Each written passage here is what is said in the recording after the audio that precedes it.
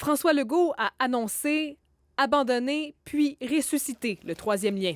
Sur la Rive-Sud, son départ jette un nouveau doute sur l'avenir du projet. Pendant que les partisans retiennent leur souffle, Il y a deux options. Soit que la personne maintienne le cap, ou soit encore que la personne qui va diriger la CAQ va décider d'abandonner le projet. les opposants espèrent que ce sera l'occasion de signer son arrêt de mort.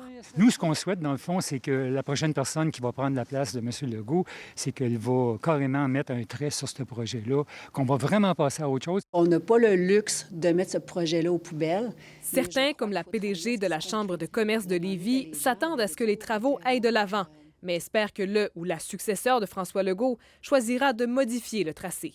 Je pense que quand même, ils sont commis financièrement. Ça va être difficile pour eux autres, je pense, de revenir carrément en arrière. Peut-être qu'il y a une opportunité, justement, de revoir un tracé plus à l'est.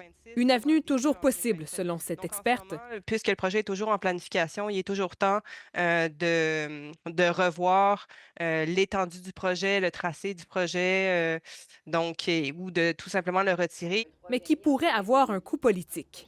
S'ils décident de choisir soit un autre tracé ou d'aller de l'avant avec un tout autre projet, à ce moment-là, ça décrédibilise tous les choix qui ont été faits jusqu'à présent. Ça décrédibilise le Conseil des ministres actuel. Le ministre Jean-François Simard s'est fait rassurant. On continue. On est trop avancé pour reculer. Moi, je vais faire tout mon possible pour que le candidat que j'appuierai, parce qu'un jour ou l'autre, je devrais appuyer un candidat, se prononce en faveur du troisième lien. Les défenseurs du troisième lien espèrent que le ou la prochaine chef de la CAQ connaissent bien les enjeux de la région de Québec.